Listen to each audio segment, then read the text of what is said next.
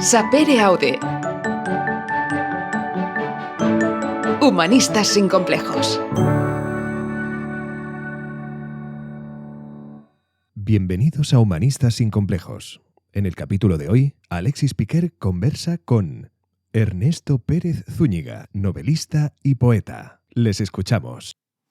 Bienvenidos a Humanistas sin complejos, soy Alexis Piquer y estoy emocionado de poder presentar el nuevo episodio de podcast en el que hablamos con Ernesto Pérez Zúñiga, que es autor del libro que he podido leer, Escarcha, y también autor de un poemario que se llama Escala, Poesía 1991-2023.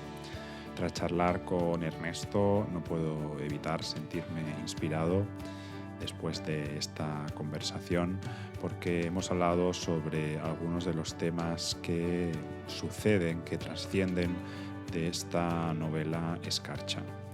Y además he descubierto que Ernesto es un apasionado de su trabajo, es un apasionado de las humanidades.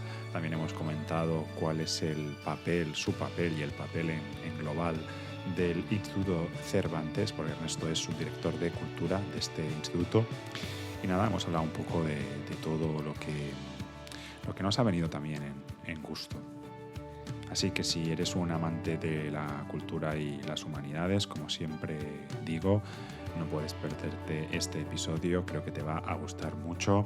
Así que escucha nuestra charla con Ernesto Pérez Zúñiga y únete a nosotros también en futuros programas para seguir explorando nuevas historias y autores. Gracias por escuchar.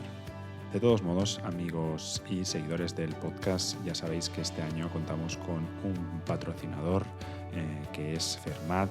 Entonces es el momento de expresar mi agradecimiento a este sponsor, Fermat, por su apoyo y por confiar en este proyecto. Gracias a esa colaboración podemos seguir ofreciendo este tipo de entrevistas y charlas y llegar cada vez a más personas. Es fácil porque si eres un profesional creativo que busca nuevas posibilidades, no te pierdas la herramienta colaborativa que ofrece Fermat. Se trata de una pizarra online que mediante inteligencia artificial te ayudará a desarrollar tus textos y diseños de forma intuitiva y creativa. Si has probado herramientas que ahora están muy de moda como ChatGPT o DALL-E y quieres aprender a usar estas tecnologías, Fermat es para ti. ¿A qué esperas para descubrir cómo Fermat te puede ayudar a sacar el máximo partido a tu creatividad visitando su página web fermat.ws y unirte a su comunidad de innovadores y pensadores? Os invito a todos a conocer más sobre Fermat. Y ahora sí, vamos al podcast con Ernesto Pérez Zúñiga.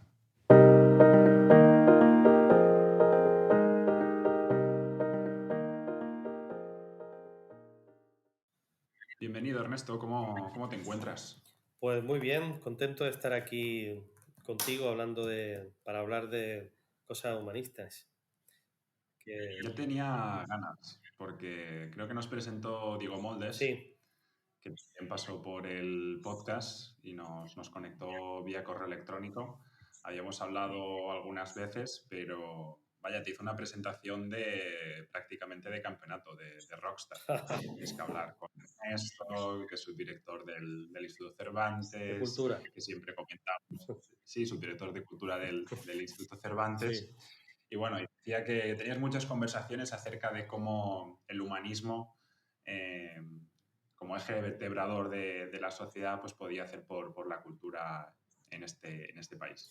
Sí, o sea, Diego, bueno, hemos tenido conversaciones muy, muy interesantes sobre este tema. Él es un tipo muy interesante, ¿no? Porque abarca esa mirada multidisciplinar, ¿no? A las cosas, ¿no? Porque, claro, el conocimiento. O sea, el humanismo muchas veces se entiende como conocimiento, ¿no?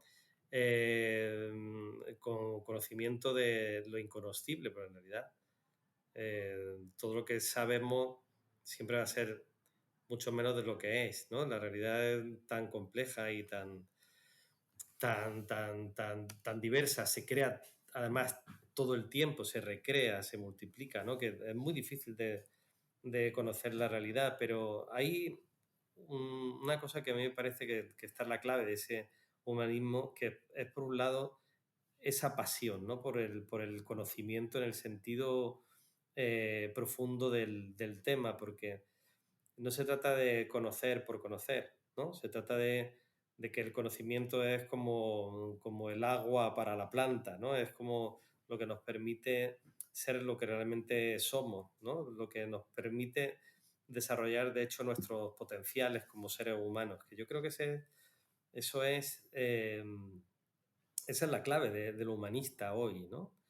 Eh, y además hay una serie de conocimientos que no tienen que ver tanto con, digamos, la era tecnológica que vivimos, ¿no? Con lo práctico, sino tiene que ver con ese mundo de lo que está en bueno, en lo que se llama el alma humana, ¿no? Por un lado, eh, que tiene que ver con la literatura, con la filosofía, tiene que ver con el placer que te da el arte, pero también con el crecimiento de conciencia que te produce, ¿no?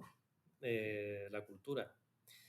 Eh, y yo creo que eso en nuestra época es fundamental cultivarlo, por un lado. Cultivarlo además dedicándole el tiempo necesario. No solo el tiempo, un tiempo cronológico, sino un tiempo de calidad, ¿no? Un tiempo que tenga que ver con la interiorización, que tenga que ver con el silencio, con la contemplación, ¿no? Que tenga que ver con el encuentro del ser humano con uno mismo y luego con los demás, por supuesto. Y dentro de ese demás, de esos otros, es muy importante nuestro tiempo. Yo creo que eso es una cosa que se está desarrollando mucho. Eh, el sentido de que dentro del humanismo, como entendemos el ser humano en el cosmos, ¿no? En el ser humano que quiere ser no solamente sabio, sino quiere ser lo que debe ser, ¿no? En el cosmos, pues tiene mucha importancia también esa conciencia de la naturaleza, ¿no? Del ser humano. Lo digo frente al concepto del renacimiento, de humanismo, ¿no? O sea, es muy importante ese ser en la naturaleza, ese ser consciente de que la naturaleza forma parte de nuestra realidad de una manera esencial y que nosotros formamos parte de la suya. Y entonces, bueno, ese tipo de manera de ver, de visión del mundo, ¿no? Pues es una cosa que yo trato de llevar a todo lo que hago, ¿no? Tanto al trabajo en el Cervantes como a mi propio trabajo en la escritura o en la novela o en la poesía. Y yo creo que nuestro tiempo es absolutamente crucial, o en las charlas que puedo dar, ¿no? En las clases que puedo dar, ¿no? Mm, buscar esos espacios, ¿no? De reflexión, de que la cultura no es una cosa que se deba acaparar, no se trata de acaparar ni de atesorar nada, sino se trata de estimular Ujú. lo que somos para que florezca, ¿no? Claro, has dicho muchas cosas que yo creo que quien ha leído tu novela Escarcha las habrá encontrado, porque todo lo que has dicho me ha ido recordando a cosas que se encuentran en esas palabras que contiene la novela. Pero sí que me gustaría, antes de entrar a hablar de la propia novela, del Mm, libro, de la historia de Monte, aclarar un poco las cosas que has ido diciendo. vale. Y es que has empezado hablando de humanismo y has empezado hablando de cultura, que pueden parecer conceptos con una vinculación muy estrecha, pero después me ha parecido también que te ibas a una parte que está en la novela, mucho más espiritual Mm, y después también incluso biológica, relacionado con lo espiritual, hablando del ser, de la naturaleza, del tiempo. Todo eso que has comentado lo asocias a un humanismo, es decir, el humanismo es un concepto para ti, lo entiendes como un concepto más amplio de conocimiento, de cultura, que es lo que has empezado a decir, y trasciende hacia una dimensión más espiritual, trasciende esa dimensión sociocultural y se posiciona más en una dimensión espiritual también. Sí, a ver, esto es una cuestión de planos, ¿no? De planos casi de conciencia, porque podemos tener un plano físico, un plano emocional, un plano psíquico, un plano ético, un plano espiritual. Ujú. Dentro de todos esos planos, vamos, digo, resumiendo mucho, en 5 planos, todo puede afectar a la cultura, ¿no? O sea, todo se puede relacionar con la cultura de determinada forma. Se puede relacionar el plano físico, vamos a poner un deporte, ¿no? Eso es cultura también. En el plano ético, pues cualquier ética filosófica tiene que ver, o en el plano metafísico, en el plano intelectual. O sea, lo que llamamos cultura puede leerse de una manera más superficial o más profunda. Y lo mismo pasa con lo que se llama humanismo, ¿no? Para mí, el humanismo, o sea, la cultura, digamos, es uno digamos, de los ingredientes del humanismo al que yo aspiro. Pero no es el único, porque dentro de ese humanismo también tiene que ver, puede tener la ciencia, un campo, ¿no? Puede tener que ver la filosofía también, pero también tiene que ver, o sea, puede estar el silencio, ¿no? O la contemplación de la naturaleza o de una noche estrellada, ¿no? En donde ya no están ejerciendo los niveles, digamos, convencionales del conocimiento. O puede tener que ver la observación de nuestra intuición. O sea, en realidad, cuando hablamos de humanismo muchas veces, claro, pues lo asociamos a la cultura, como bien dice, pero en realidad todas las ciencias o todos los conocimientos que impulsan el humanismo, siempre hay algo que no está. O sea, el humanismo siempre crece en algo que no está. ¿Por qué? Porque no se trata de atesorar los conocimientos que nos han legado los demás o que se descubren ahora. Y ahí incluyo, por supuesto, el legado filosófico inmenso, ¿no? La preocupación por el ser humano. Hay otro espacio que tiene que ver con la aventura de lo desconocido, por un lado, que es una aventura hacia afuera, ¿no? Teóricamente hacia afuera. Y luego hay otra aventura que tiene que ver hacia el interior, ¿no? Hacia los recovecos del alma, ¿no? Hacia los recovecos del espíritu, ¿no? También las religiones pueden estar dentro del humanismo, el estudio de las religiones, la comprensión de los textos sagrados, por supuesto.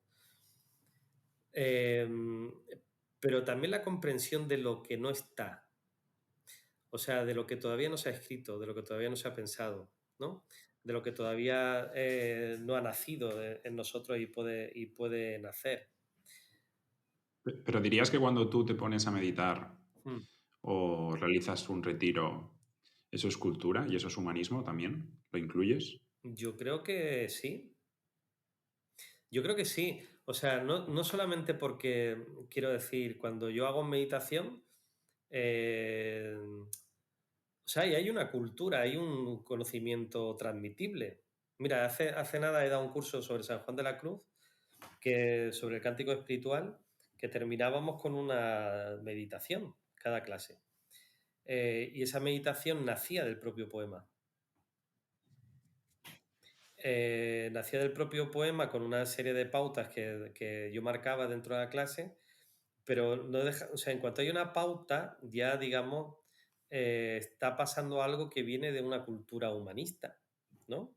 O sea, porque, o sea, la cultura, lo que llamamos humanismo, tiene que ver en realidad con una palabra muy importante que es el amor. ¿No? El amor al saber, pero uno no ama el saber porque sí, uno ama el saber porque ama crecer o porque ama al ser humano o porque ama el potencial que tenemos dentro, ¿no? Como el propio San Juan, que ahora se me ha ocurrido hablando de San Juan, el motor, digamos, de esa búsqueda es el amor. Esa era esa llaga, ¿no? Del que él habla en los poemas, que le lleva a caminar hacia el amado, ¿no? Esa llaga es el inicio, el motor del viaje. Y es una llaga de amor, ese vacío, es un vacío amoroso. Ese vacío amoroso te hace caminar hacia algo, ¿no? Y entonces, claro, el viaje humanista tiene que ver con lo lleno, Pensemos en una biblioteca, ¿no? Por un lado, con lo que ya está lleno del conocimiento, de la escritura, yo qué sé, pues desde los clásicos hasta hoy mismo, ¿vale? Eso está lleno, pero también tiene que ver con lo que está vacío. Podemos también pensar en una biblioteca que todavía no está escrita, ¿no? Y está vacía y esperando que se escriba. Y claro, esa biblioteca vacía es toda una aventura, es el lugar donde, o sea, esa biblioteca se va a llenar no por el hecho de escribir en sí, sino por el otro hecho que es buscar en ese vacío. Buscar en el vacío que es un vacío lleno, ¿eh? Es como el misterio de la escritura. La escritura surge en el vacío del silencio interior. De ahí surge la escritura. Si no te callas es imposible escribir, ¿no? Y si no te has escuchado previamente, es imposible también escribir. Y si no has escuchado a los demás, tampoco puedes escribir, ¿no? O sea, el humanismo tiene que ver también con ese vacío, pero es un vacío amoroso, en el sentido de que el amor Ujú. es lo que te lleva a aventurarte en la oscuridad para sacar de ahí la luz que está, pero que todavía no sabemos que Ujú. está. Tiene un poco que ver con eso. Bien. Tú, Ernesto, ¿por qué meditas? ¿Qué te da la meditación? La meditación me da muchísimas cosas y me ha ido dando muchas cosas a lo largo del tiempo, ¿vale? Y diferentes. O sea, me dio conocimiento de mí mismo, de muchas cosas que no sabía de mí, que estaban allí, estaban en el silencio. Tiene que ver con, o sea, la meditación, que yo la complemento con la escritura, ¿vale? Porque para mí es como una rueda, donde hay una rueda. Son buenas compañeras, ¿no? ¿Cómo? Que son buenas compañeras, Sí, digo. mucho, mucho. Sí, sí. Tú imagínate una rueda donde un radio es silencio, meditación, y otro radio es escritura, ¿vale? Entonces, la rueda gira en silencio y escritura, ¿no? Silencio, escritura, porque en ese silencio, en esa meditación, uno comprende cosas, ¿no? Y claro, yo la meditación, primero, me he conocido a mí mismo, me he reconciliado conmigo mismo, he descubierto cosas de mí que no sabía, ¿no? Me ha ayudado a comprenderme a mí, también comprender lo que me rodea, ¿no? Me ha ayudado a escuchar al otro, a ese otro que es uno, ¿no? Eh, Quiero decir, me ha ayudado a explorar la unidad entre lo que yo soy y lo que es el mundo, ¿no? Me ha ayudado a escuchar la naturaleza de manera profunda, me ha ayudado a viajar por niveles de conciencia diferentes en distintos planos que habitan en mí. Y me ha ayudado a descubrir y a conectar también con, bueno, con ese misterio que llamamos sagrado, porque son palabras que tiene que ver, que yo definiría como toda aquella energía que sentimos viva y que no es exactamente humana y que no es exactamente naturaleza o no es exactamente lo físico, ¿no? Y que sin embargo está y que probablemente, según mi experiencia, es más bien lo que lo alimenta y lo riega todo, lo que lo une todo, ¿no? O sea, me da muchas Ujú. cosas y sobre todo es que me da cosas diariamente, nuevas, ¿no? ¿Primero en tu vida fue la meditación o fue la escritura? A ver, yo no sabía, claro, ahora se llama meditación algo muy profesional, ¿no? Y claro, yo esa cosa, digamos, que luego sí aprendí, yo, digamos, aprendí pautas de meditación, pero ya las aprendí muy joven. Luego también aprendí a que a que todo lo normativo y reglado acababa matando eso, ¿no? Acaba matando también la búsqueda, ¿no? Eh, pero bueno, podemos hablar luego de eso. Pero casi de niño yo empecé a escribir en el campo. O sea, yo era un niño al que le encantaba la naturaleza, todavía me gusta mucho, de hecho vivo en el campo. Y iba con un cuaderno apuntando los pájaros que veía. Y iba pues, recogiendo una hoja que me gustaba o veía una huella de un animal, la dibujaba y tal. Y eso a lo mejor tenía yo 12 años, ya leía mucho, leía a Lorca. Bueno, vivía además en Granada y en el Facar mis padres tenían mi abuelo, una casa y yo iba mucho por el lugar donde mataron a Lorca. Y eso me impresionaba mucho de niño. Y de hecho, en esos paisajes era por donde yo iba a buscar los pájaros. Entonces, ese cuadernito de campo se fue convirtiendo en un cuaderno de poemas. Y yo me acuerdo perfectamente de que, pues eso, con 12 años, con 13 y siguientes, yo iba caminando y de pronto me sentaba pues, bajo un árbol, en un pino, sobre una roca, y me ponía así a meditar. No sabía que era meditar, o sea, me ponía a escuchar el silencio, a respirar, cerraba los ojos, ¿no? Y de pronto lo que sí recuerdo desde muy pequeño es tener esa idea de salir de mí mismo, ¿no? O sea, de que la meditación me ayudaba a romper la barrera entre lo que era yo y lo que era el gran otro. O sea, me refiero al mundo, el universo, ¿no? Y curiosamente, fíjate, con el tiempo eso lo perdí. O sea, eso que de manera natural tenía de niño y hasta la adolescencia, hubo un momento que Escarcha habla de esto, de hecho. Hay un momento en que uno quiere pertenecer a la sociedad a la que está, ¿no? Y entonces, ya sea de un lado, de otro, lo que sea, se mete en el mundo de la cultura, empieza a desconfiar de todo lo que es intuitivo, ¿no? De todo lo que es poético, en el fondo, ¿eh? Empieza a desconfiar un poco de todo y quiere estar bajo lo que los demás son, ¿no?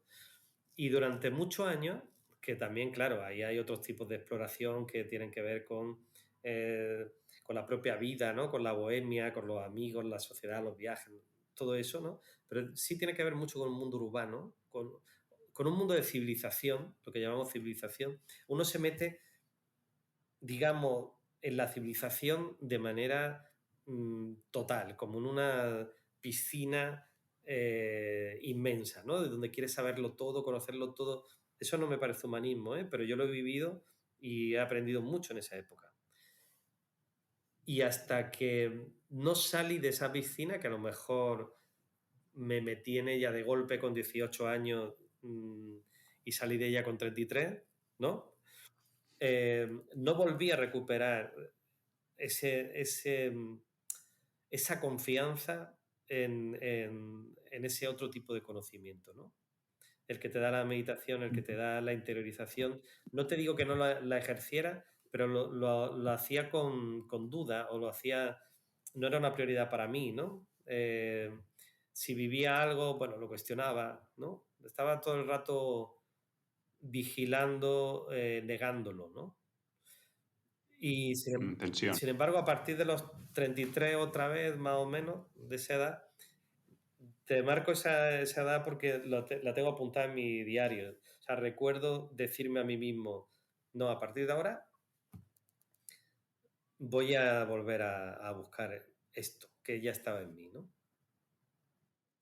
Y entonces ya sí Bueno, me me lo tomo como metí a una aprender meditación, digamos, técnica. budista, zen, tal, estas cosas, ¿no? Que ahora yo Ujú. voy totalmente a mi bola, ¿eh? No. Pues me lo tomo como un augurio, Ernesto, porque tengo Ah, 33, sí, qué así bueno. que sí, sí, sí, como un Ah, presentimiento, prácticamente.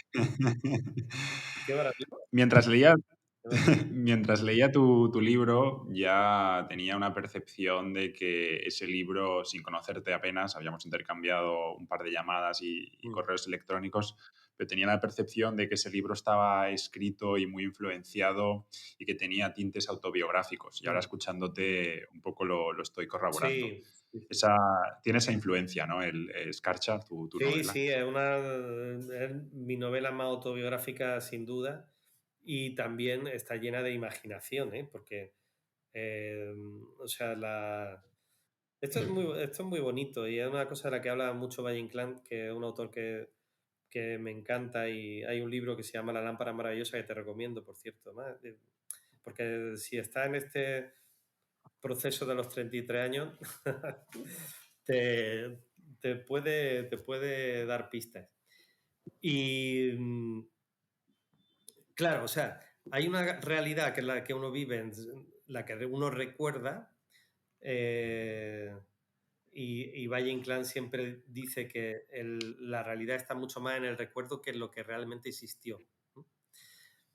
Pero claro, en ese lugar del recuerdo, que vamos a llamarlo el lugar, vamos a pensar que la memoria está en un rinconcito del alma, ese lugar del recuerdo está, y para los creadores esto pasa mucho, está totalmente comunicada con otra función del alma y sobre todo de la creación, que es la imaginación. Entonces, en esta novela, digamos, el trasvase entre un lugar y otro es constante. Tanto que en lugar de la escritura, que es donde ambos ríos desembocan, memoria e imaginación, mezclan, digamos, la fuerza de cada corriente de una manera muy, muy especial. O sea, te lo digo porque frente a otros libros donde también puede haber memoria, hay algunos donde esto también pasa, uno se llama El juego del mono, donde está, digamos, mi experiencia como profesor en un pueblo bueno, en la línea de la Concepción, cuando tenía yo 25 años. También pasa aquí, hay un cruce de memoria e imaginación muy, muy fuerte, ¿no? Y lo que te quiero decir es que esta mezcla de memoria e imaginación es muy especial porque es una especie de alquimia, ¿no?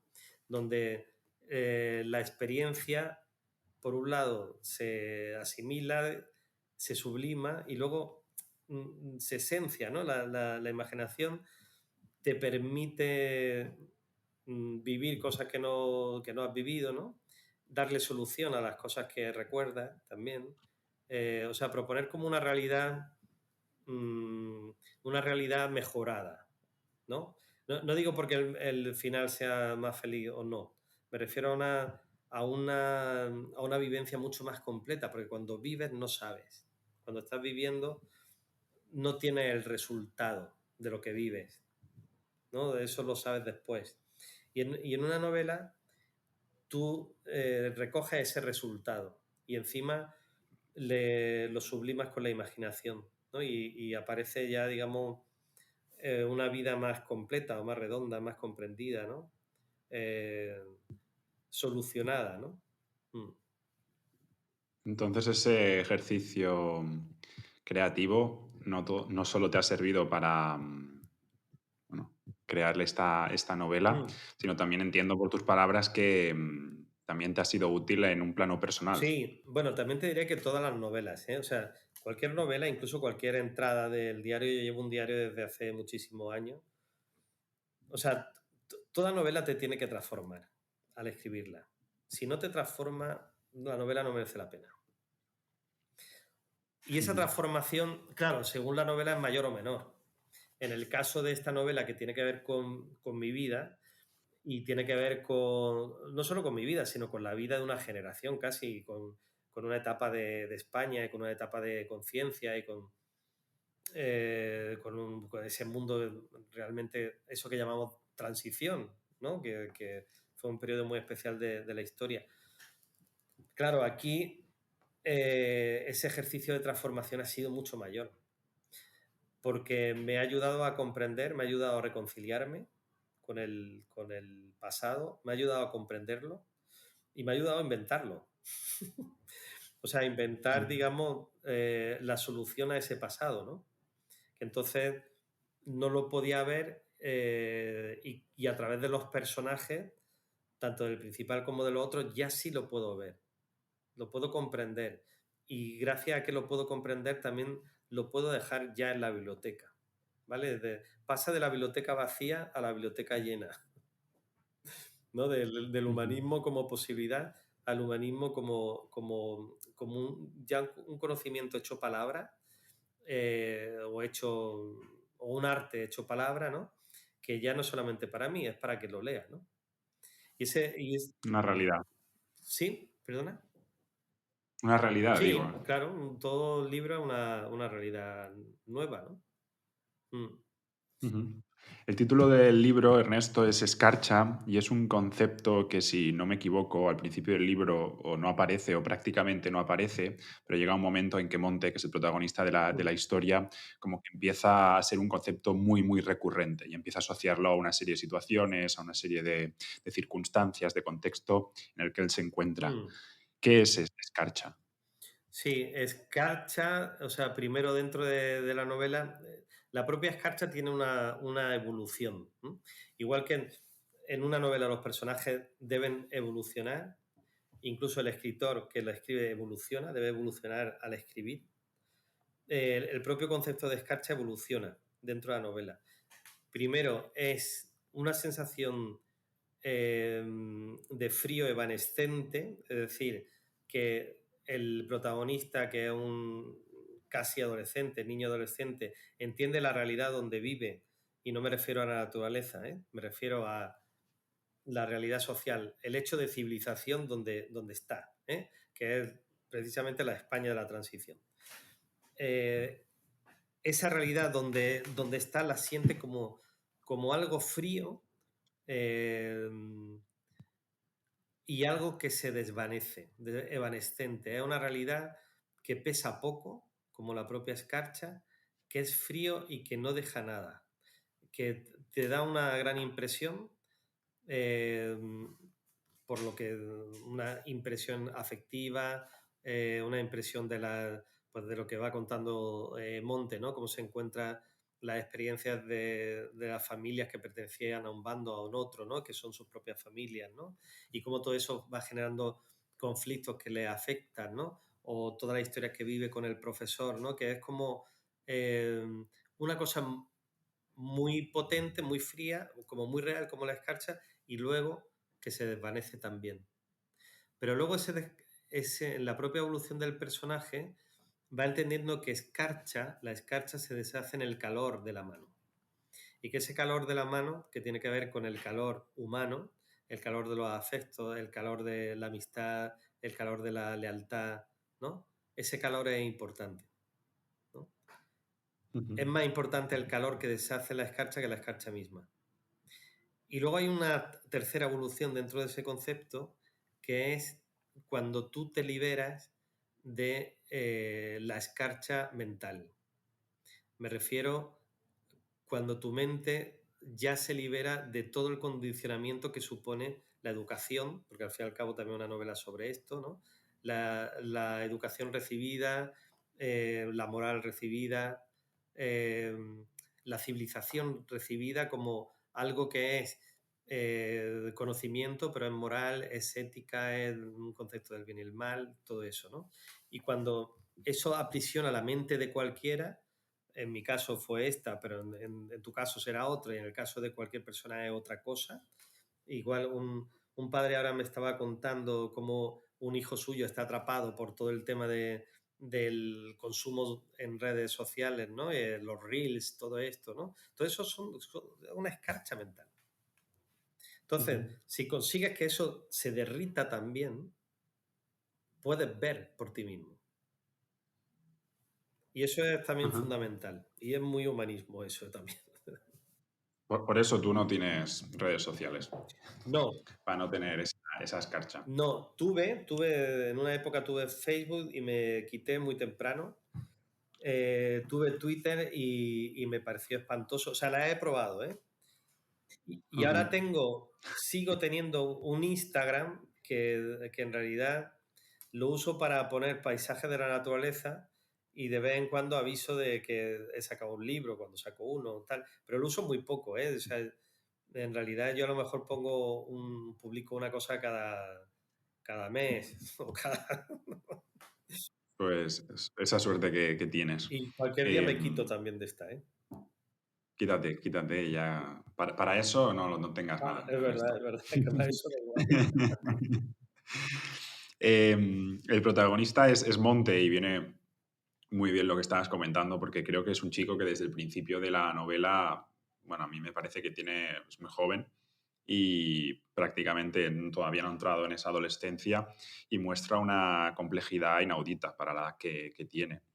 Tiene reflexiones sobre el ser, sobre la existencia, sobre el tiempo, sobre la muerte, e incluso también tiene una, no sé si llamarlo, una tara física, ¿no? Aquí en el Mm, entrecejo que le estirpan, sí. y eso tiene como poderes de medium prácticamente, ¿no? Puede conectar con esos seres que trascienden un poco nuestro plano de conciencia, que también hay otro personaje en la novela con la que puedes simpatizar y hablar de este tipo de cosas un poco más trascendentales.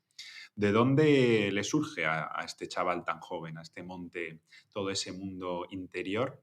¿Y cómo eh, le configura esa personalidad al entorno en el que se desenvuelve? Mm.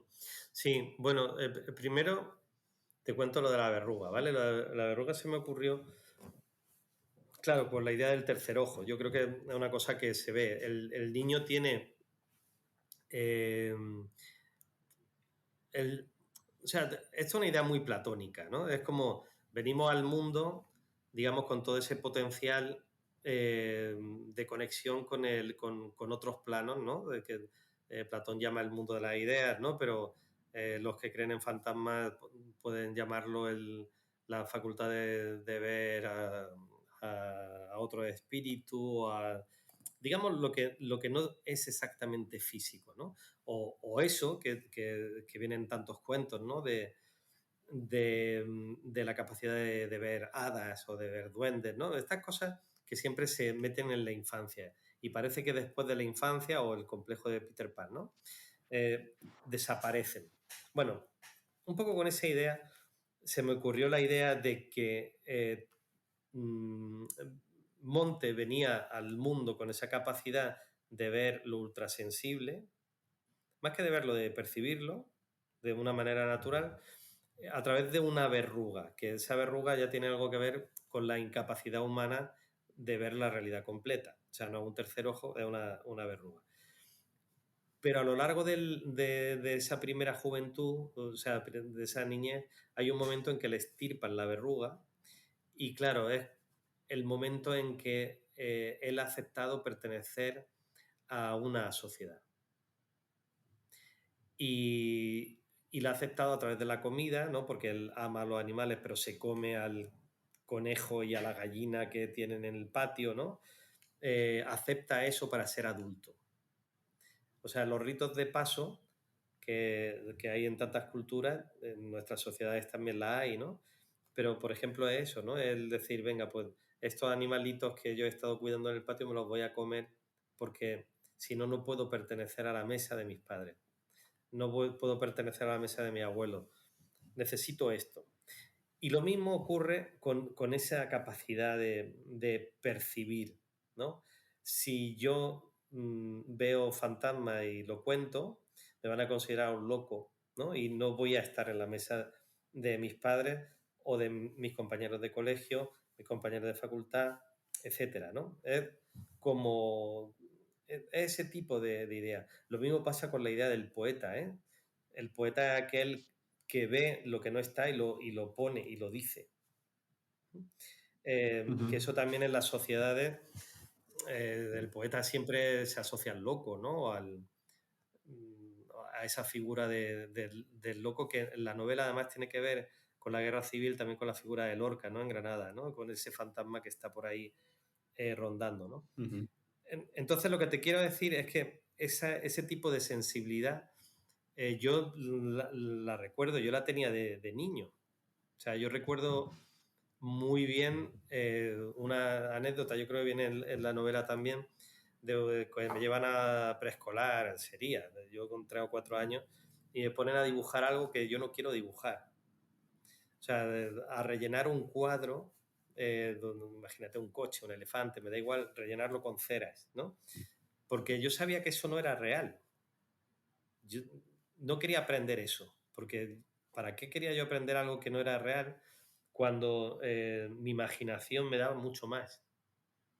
Era para mí como limitarme, ¿no? Porque yo de niño recuerdo, yo tenía muchos sueños y recuerdo jugar con mis sueños y querer soñar. Es decir, yo estaba deseando que llegara la hora de dormir para soñar, ¿sabes? Soñar, yo soñaba con otros mundos, bueno, con mundos que puede soñar un niño, ¿no? Pero esos mundos eran muchísimo mejores que lo que luego tenía que dibujar en clase, ¿no? ¿Y qué pasa? Que ese aprender a dibujar, ese aprender a escribir, fíjate, ahora amo la escritura, ¿no? Pero recuerdo, me costó muchísimo aprender a escribir, porque era como ir renunciando al mundo de las ideas, de todo eso que estaba en mi cabeza, por algo que era concreto, físico y a mi juicio mucho más limitado. Entonces yo creo que en los procesos de educación pasa esto. Lo que pasa es que luego te das cuenta que cuando eres capaz de entrar en esos procesos de educación y usar esas herramientas, puedes hacer el viaje de ida y vuelta. O sea, tienes el acceso a todo tu mundo imaginario y gracias al conocimiento a todo el mundo que los demás te dan, pues gracias al arte, gracias a la biblioteca llena, ¿no? Entonces, bueno, un poco lo que le pasa a Monte es eso. Y sin embargo siente que todo ese mundo, a través de otro personaje que es Sara la Albina, ¿no? Ese mundo sigue vivo, ¿no? Sigue alrededor y solo está ahí a nuestro alcance para a través, digamos, sí, del silencio, sí de salir de la civilización mental. ¿No? Sí, o sea, porque la civilización puede ser maravillosa, pero también puede ser una prisión, ¿no? Y en cuanto sales de la prisión, todo lo que no está en la prisión lo tienes otra vez al alcance, con pureza. Y es a lo que Sí, juega sí. Monte, ¿no? Pon una Sara Albina en tu vida, ¿eh? Sí. Como pitonisa que... Antes de continuar con el episodio, quería dedicar un momento para agradecerte por estar ahí escuchando y apoyando este proyecto que para mí y para mucha gente es muy importante. Eres la razón por la que seguimos adelante y si quieres colaborar aún más, puedes visitar nuestra página de Patreon o nuestro canal de YouTube. También encontrarás información adicional sobre cada episodio en este canal de YouTube. También te invito a suscribirte a nuestras newsletters semanales en las que comparto pues, cositas de mi proceso creativo y algunas recomendaciones que voy teniendo semana a semana con lo que yo llamo mi viaje cultural. Es una forma que yo tengo de compartir aún más con vosotros, con la comunidad, parte del proceso creativo. Además, con estas recomendaciones culturales que comparto, pues creo que puedes enriquecer tu vida y tomar decisiones más satisfactorias en tu día a día. No olvides revisar toda la información en la descripción de este episodio, dejaré algunos enlaces y nada, gracias de nuevo por tu apoyo y ahora volvamos al episodio con Ernesto Pérez Zúñiga. Más allá de esto, Ernesto, hace poco, por circunstancias del podcast de cine que te veía, volví a ver la película de François Ozon, Gracias a Dios, para complementar la que tiene ahora en el cine, que es Mi crimen, que es una película que relata, es un caso real, que relata los abusos sexuales que ocurrieron en la diócesis de León y las represalias que concurrieron a raíz de ese hecho. En el libro, Escarcha, el protagonista, bueno, algunos de sus amigos también, se va viendo poco a poco, pues es objeto de este tipo de abusos. Y quería preguntarte un poco cómo crees que le influye para un poco para el resto de su vida y después también que comentaremos esas primeras experiencias tanto sexuales como amorosas que después se encuentran. Sí. A ver, la figura que hace el abusador, digamos, el de un mal maestro. Tal como aparece en el libro y lo que yo quería contar, eh, es, digamos, el poder que tiene, digamos, quien tiene la llave realmente de hacer que una persona saque lo mejor de sí mismo, que es un buen profesor, eso es un buen maestro, es aquel que te orienta en la vida, no solo para darte conocimiento, sino para que tú seas lo mejor que puedes ser en esas edades. Y entonces, justo ese personaje, que además tiene mucho que ver con estas figuras de pederastia, que suelen ser líderes dentro de sus contextos, ¿no? En lugar de ser eso, se convierte en un traumatizador, por un lado, ¿no? En un mal maestro, por otro, ¿no? Y en una especie de traidor, por otro, porque traiciona algo que es lo mejor que puede tener un niño, que es su pureza, su inocencia. Digo pureza, me refiero más bien a eso, a la confianza, ¿no? La inocencia, la confianza en el otro, la confianza en la vida, ¿no? La confianza en el propio maestro, la confianza en sí mismo, ¿no? Y cómo eso, de pronto, de la noche a la mañana, se trunca por la intervención de un mal maestro pues, que, guiado por su perversión y por su inmenso egoísmo, es capaz de modificar eso, ¿no? Entonces, dentro de la novela, yo quería que el profesor,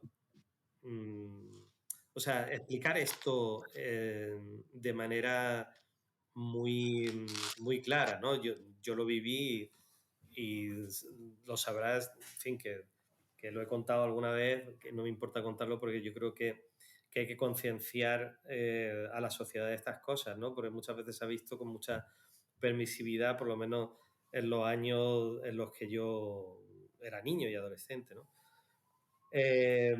Y bueno, esto está cambiando mucho, pues gracias a testimonios como las películas que hice.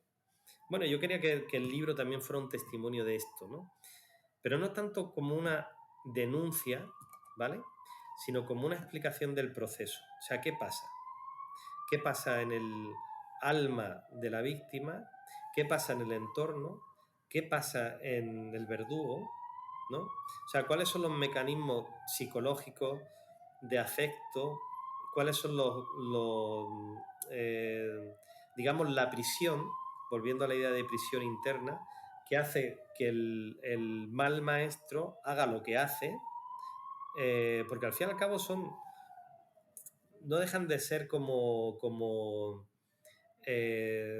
diríamos? Lo que llamamos mala conciencia en realidad es una falta de conciencia. O sea, el mal maestro, en este caso, le falta la conciencia, o es tan egoísta que no le importan las consecuencias de lo que hace, ¿no? Y en el caso de la víctima, se ve como, digamos, empujado a un abismo que no estaba previsto.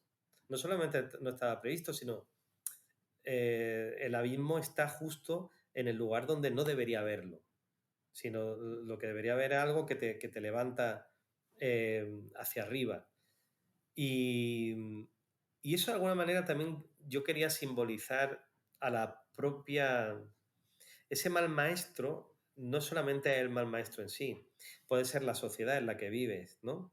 Puede ser el hecho de pensar que vivimos en una civilización cerrada, ¿no? Puede ser pensar que la ciudad donde vivimos o el país donde vivimos es una cosa totalmente fija y cerrada y que no es modificable, ¿no? Es pensar que las fronteras son reales, ¿no? Es pensar que incluso, yo qué sé, que el mundo no se puede, que el mundo, a los seres vivos que llegamos a este planeta a vivir, ¿no? O sea, la civilización como obligación y como decepción no deja de ser también una especie de violación. O sea, en cuanto no consigue que nosotros, como seres humanos, seamos todo lo que podemos ser y nos limita, no me refiero, por supuesto, a hacer lo que nos dé la gana, sino a que el ser humano no pueda florecer por completo, ¿no? Pues no deja de ser también un abuso. Y esa España también de la transición, que venía de ese franquismo tan duro y tan limitante, pues también era un abuso, ¿no? Y el profesor este, que era el más modernito y en principio el que te iba a sacar de ese mundo, ¿no? Pues acaba abusando también de ti, ¿no? Entonces, bueno, es como una figura de esa contrafigura que tiene el héroe, que se encuentra, digamos, al monstruo. De hecho, en la novela se habla del íncubo. Pues nada más Ujú. empezar. Nada más empezar tiene el monstruo en casa, ¿no? Sí, sí, concepto que se repite, que incluso el propio protagonista se cuestiona si él se está convirtiendo también en eso, ¿no? Claro, claro, porque claro, cuando te encuentras al monstruo para empezar, así empieza la novela, ¿no? Pues Sí. primero el gran obstáculo ya lo tienes de golpe, ¿no? Y tienes Ujú. que vencer ese obstáculo y las consecuencias de ese obstáculo, porque claro, porque estamos hablando de un monstruo que no está de igual a igual. Normalmente en el cuento, ¿no? En la estructura del cuento maravilloso, el héroe se enfrenta a un monstruo que es menos humano, ¿no? Digamos que Sí, toda la sí. sociedad está de acuerdo en que el monstruo es monstruo. Pero lo Ujú. que pasa aquí, en estos hechos, y es lo que yo quería contar, es que el monstruo es el héroe. O sea, el que te encuentras con que detrás de la máscara del héroe, lo que hay es un monstruo horrible y egoísta y tal, que encima es adorado por la sociedad donde estás tú. Sí, sí, no, porque en la novela es el que se lleva a los chavales, ¿no? De Claro, excursión a subir esos picos, el que tiene el beneplácito de la madre, es un poco lo que tú comentas, una persona respetada. Pero bueno, hay una frase, lo digo también para hablar de cosas un poco más bonitas, hay una frase señalada en el libro, que es la que le dice el padre de Monte a su hijo, que es: cuando mueras solo te examinarán de amor. mm, Y el amor en esta novela también es uno de los trasfondos donde Monte, principalmente, pero también amigos y familia, pues lo viven con una naturalidad pasmosa. ¿Cómo explicas esa frase que comparte el padre al mira, hijo? eso es muy bonito porque, bueno, una frase de San Juan de la Cruz, que mi padre antes de morir, que murió justo después de que yo publicara esta novela, él me la repetía mucho en estos años, porque él leía San Juan, yo lo leo también, y mi padre lo leía mucho. Y, y claro, es una idea maravillosa porque digamos que a pesar de todo, a pesar de todo lo que hemos hablado antes, ¿no? A pesar de cualquier cosa, el amor, nuestra capacidad de amar, ser amado y comprender a través del amor, perdonar a través del amor, transformarnos a través del amor, conocer a través del amor, en realidad es lo mejor que hay, lo mejor que vamos a dejar y lo mejor que vamos a hacer en el mundo va a ser siempre a través del amor. Ya sea cualquier tipo de amor, ¿eh? Puede ser pues un amor convencional o un amor a lo que hacemos también. Puede ser un amor a la escritura, puede ser un amor al otro. Pero el amor siempre tiene esa parte de generosidad, ¿no? Esa parte de generosidad, de dejarte, de dar lo mejor de uno, ya sea a lo que hace, al arte, o dar lo mejor de uno a los demás. Pero también hay otro componente del amor que a mí me gusta, que es también el que se explora en la novela, que tiene mucho que ver con lo que le pasa al protagonista, que es el amor a la propia realidad. Y no a la realidad, digamos, condicionante, ¿m? Sino a la realidad liberada, a esa realidad que está en el interior del personaje eh, y que acaba floreciendo a fuerza, uno, de amor y luego de desprenderse de la cáscara, ¿no? De esa cáscara de condicionantes o de cadenas, ¿no? Entonces, al fin y al cabo, cuando hablamos de ese amor, igual que hablaba Walt Whitman, ¿no? Ese me amo a mí mismo, tiene que ver también con este amor, en el sentido de que amarse a uno mismo significa amar el mundo, porque te sientes parte del mundo, te sientes esencia del mundo, te sientes corazón y llama del mundo. Y sabes que amando eso que eres, estás amando la existencia, estás amando la vida en el desfiladero de la muerte que vamos siempre con la muerte a un lado, ¿no? Y estás amando a los que somos el otro, ¿no? Porque gracias a ese amor te das cuenta de que entre tú y otro no hay ninguna diferencia esencial. Todos son los infinitos matices que nos hacen distintos a cada uno y nos hacen sentirnos distintos.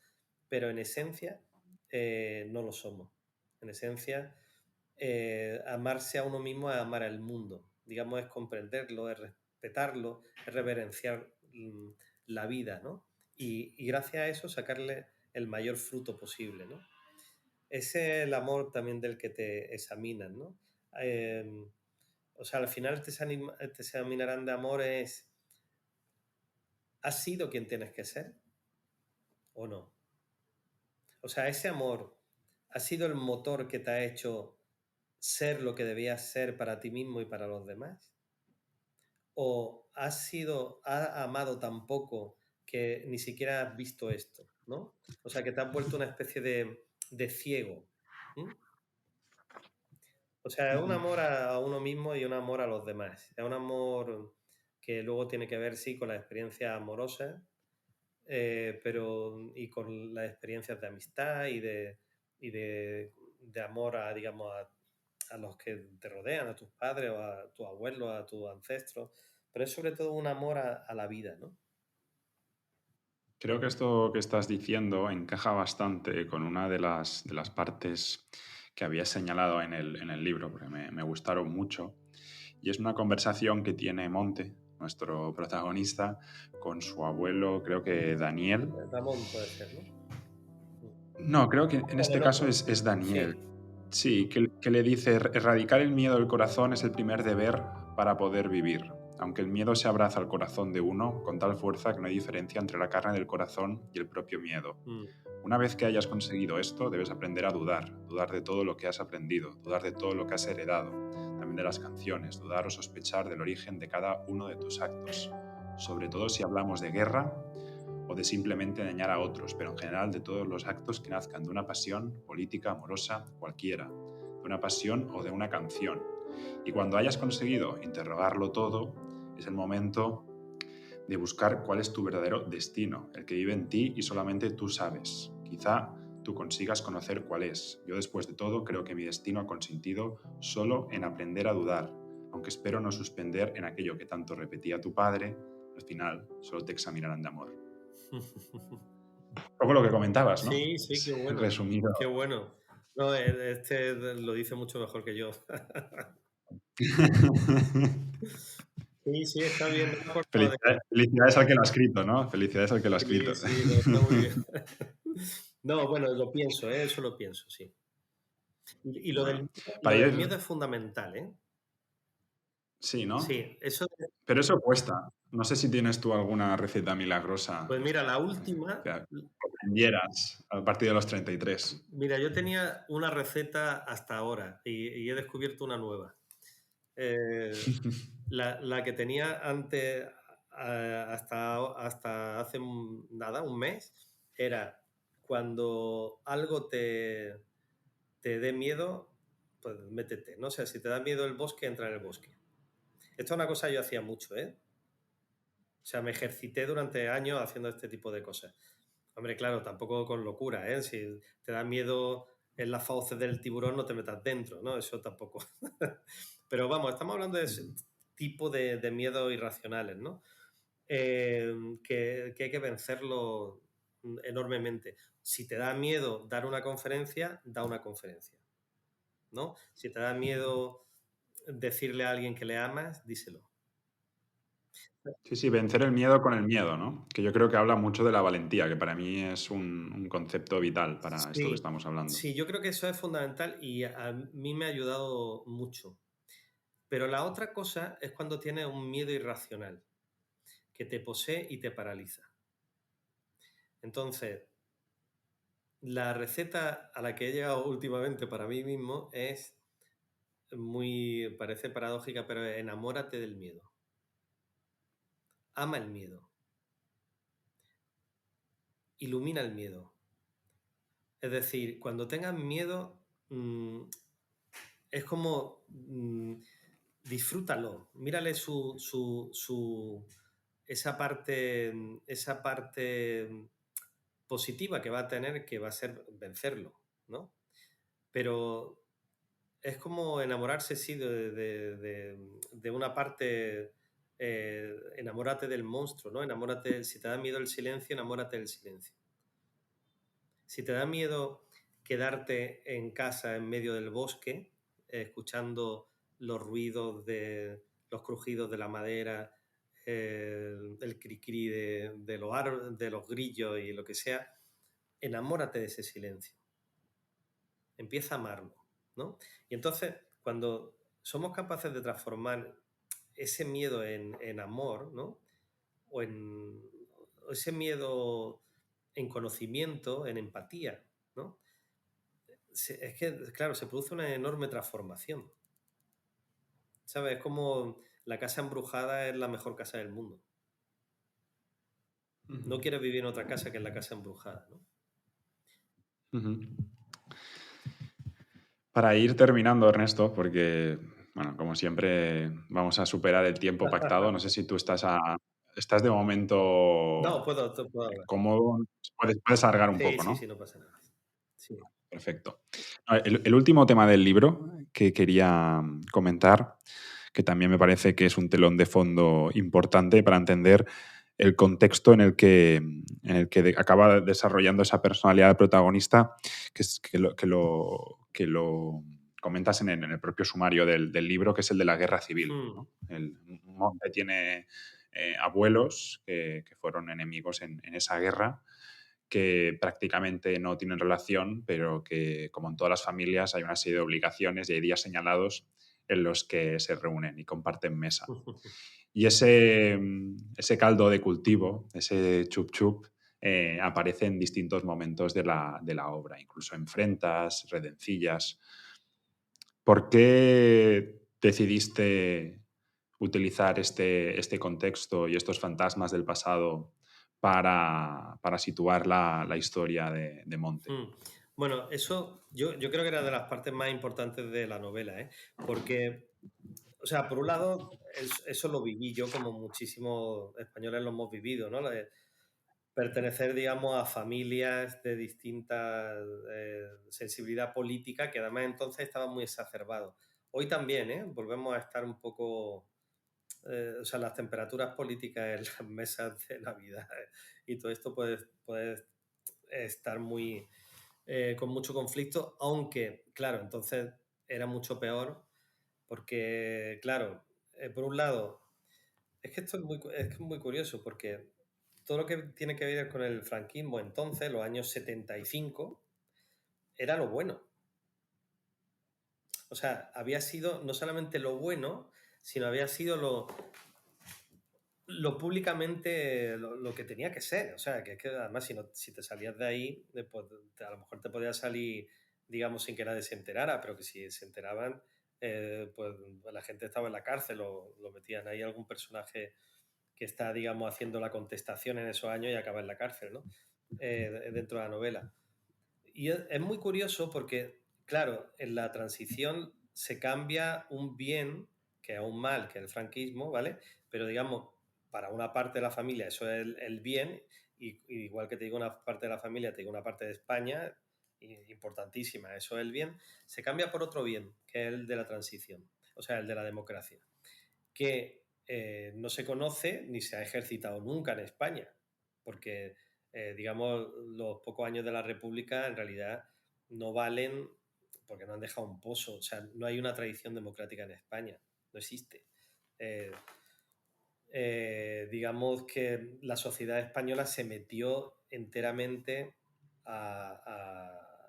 de una manera, digamos, también heroica, a descubrir algo y hacer algo, ¿eh? Y eso es importantísimo.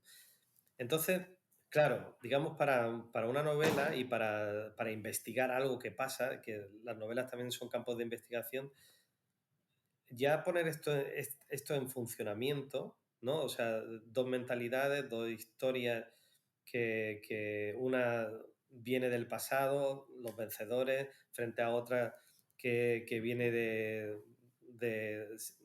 que en la novela un poco se extrema, ¿no? Con esta idea de una familia que viene del exilio, ¿no?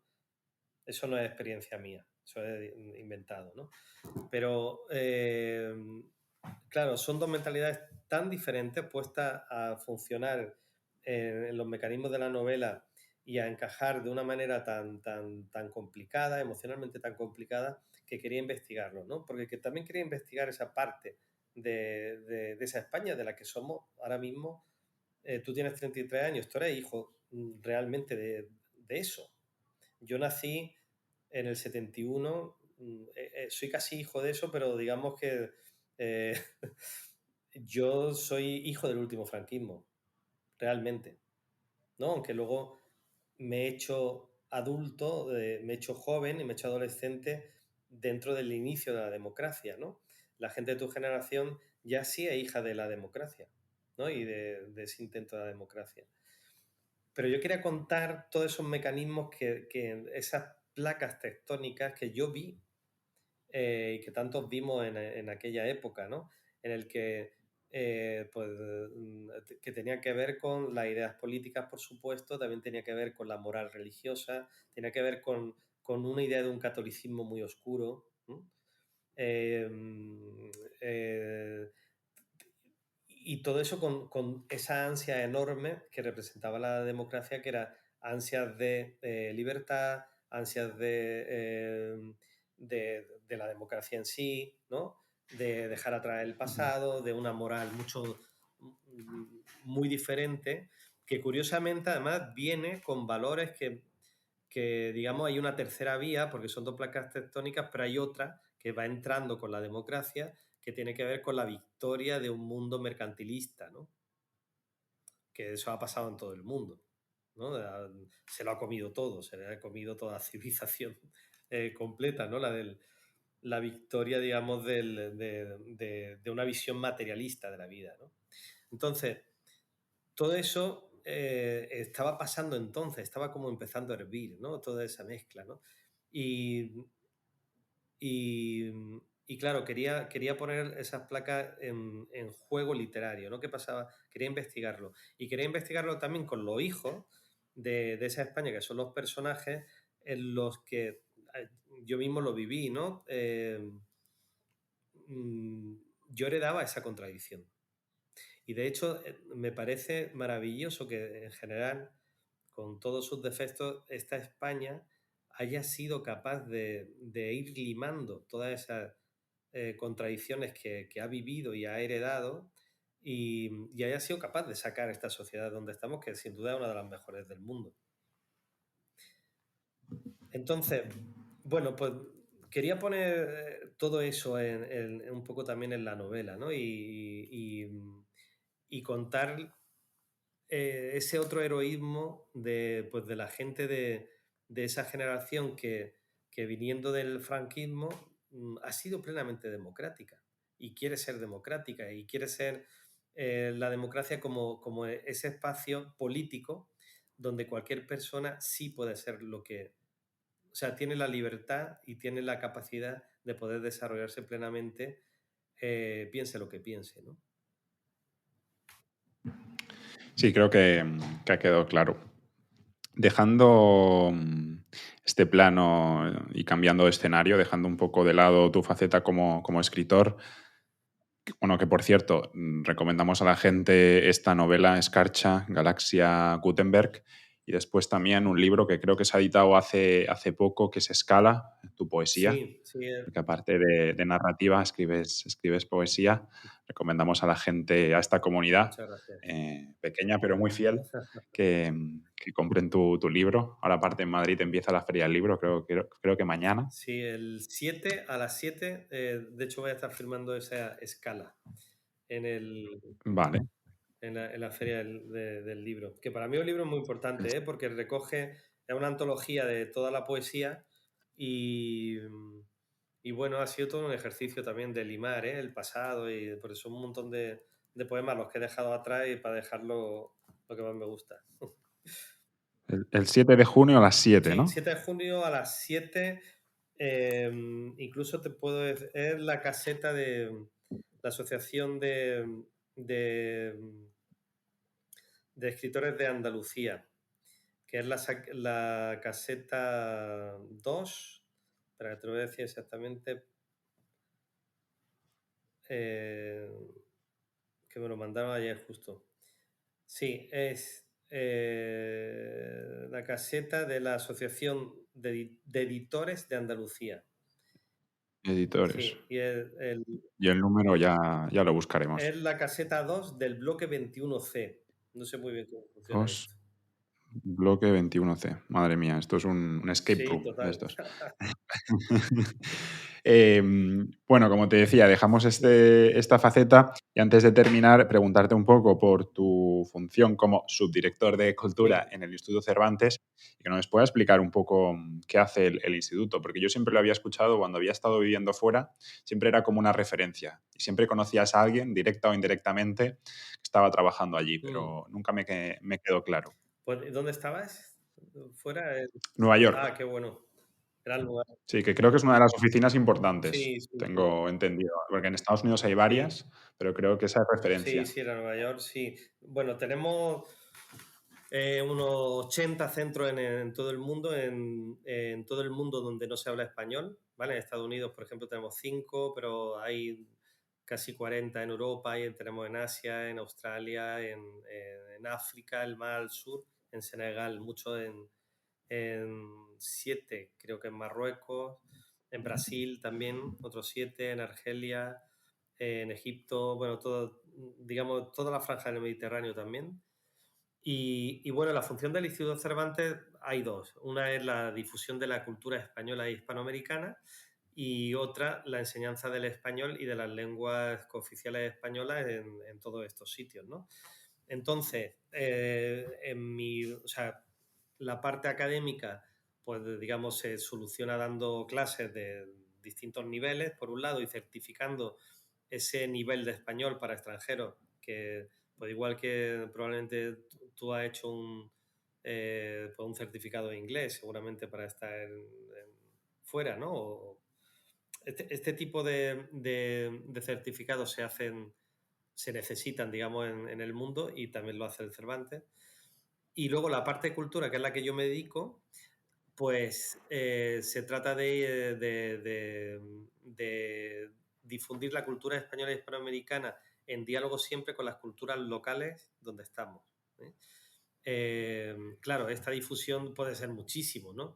Entonces nosotros tenemos un plan de acción cultural que además tiene una perspectiva humanista. Te lo digo porque hemos publicado eh, la última este año, para los próximos 3 años, y el humanismo, digamos, como idea, es decir, la cultura para que sirva para el desarrollo del ser humano, ¿no? Y está en el centro de la filosofía, ¿no?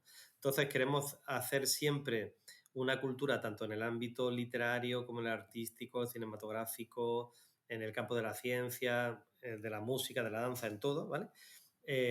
Queremos hacer un tipo de programación relevante, o sea, que sea, eh, hablándolo en plata, que aquel al que le encante la literatura o le encante la música en cualquiera de los países donde trabajamos, encuentre también la música española e hispanoamericana, la literatura española e hispanoamericana, pero a través de la organización de conferencias, festivales, ferias del libro, eh, nuestra inserción también, digamos, intentamos que se traduzcan las obras de los escritores españoles y hispanoamericanos, tratamos de que las películas más artísticas estén en los circuitos, ¿no? Que se puedan ver.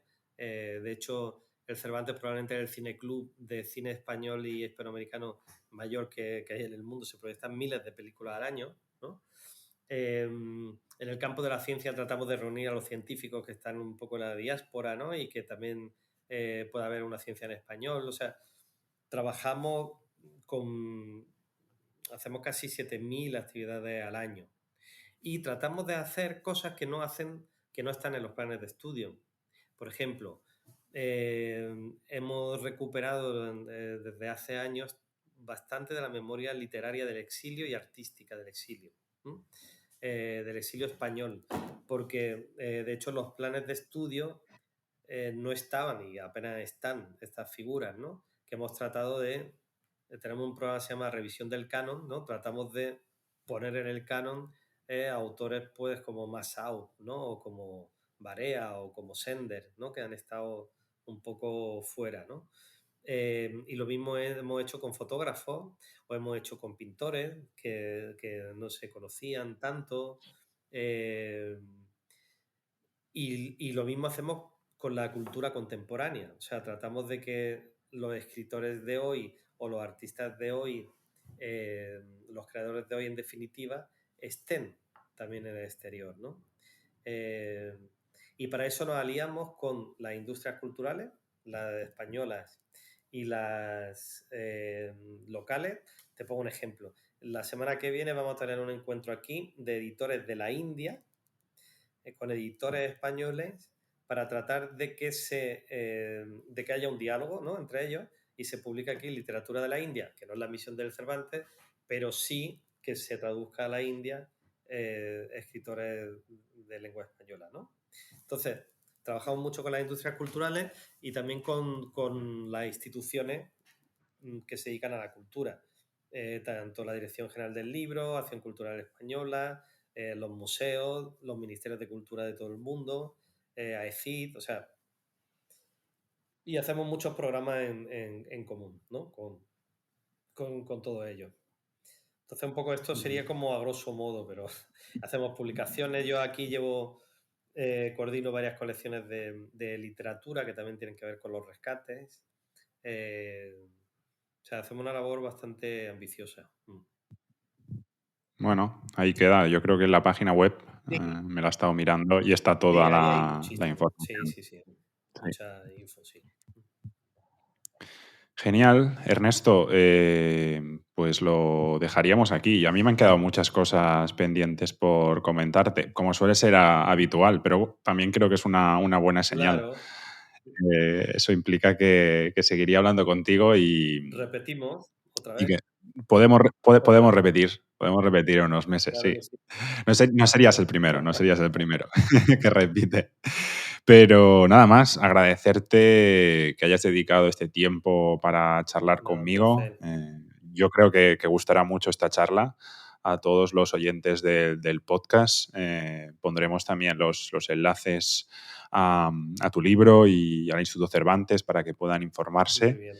Y nada más. Bueno, de nuevo animar también que la gente... Hoy hemos hablado de este libro tuyo, Escarcha, y también hemos mencionado el poemario Escala, el que estarás presentando o firmando. Bueno, me imagino que pueden llevarte cualquier libro a Sí, la Feria del claro. Libro Sí, para esa dedicatoria, pero que tienes muchos más y que la gente se anime a leerte pues, claro. y a conocerte un poco más. Muchas Y gracias, Alexis.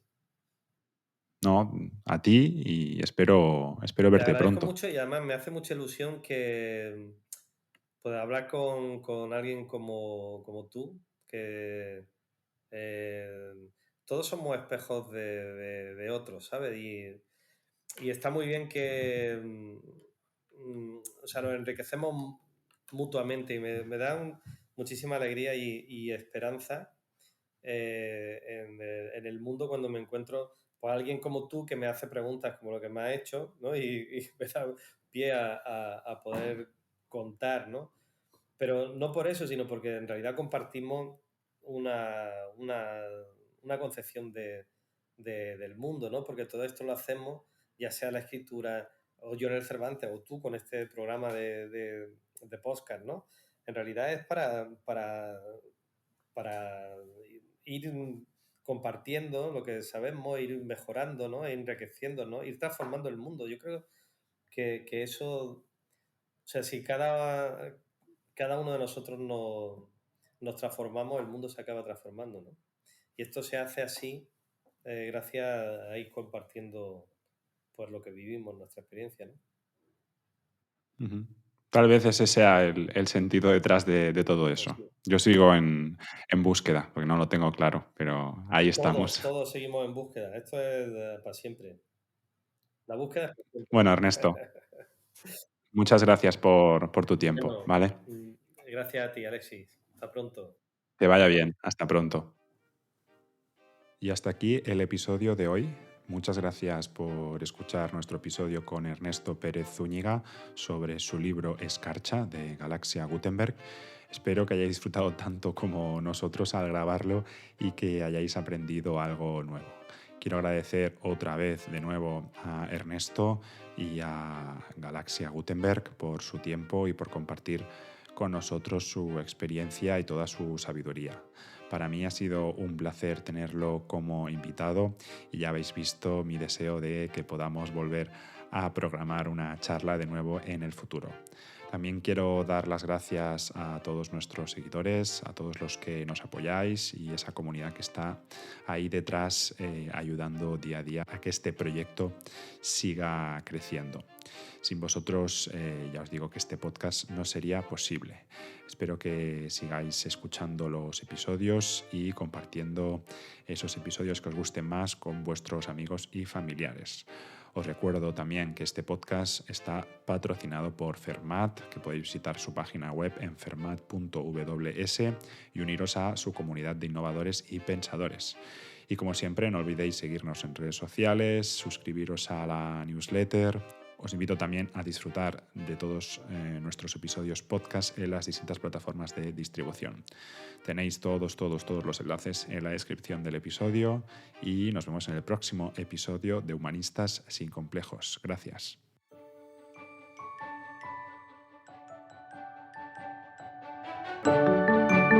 Sapere Aude. Humanistas sin complejos.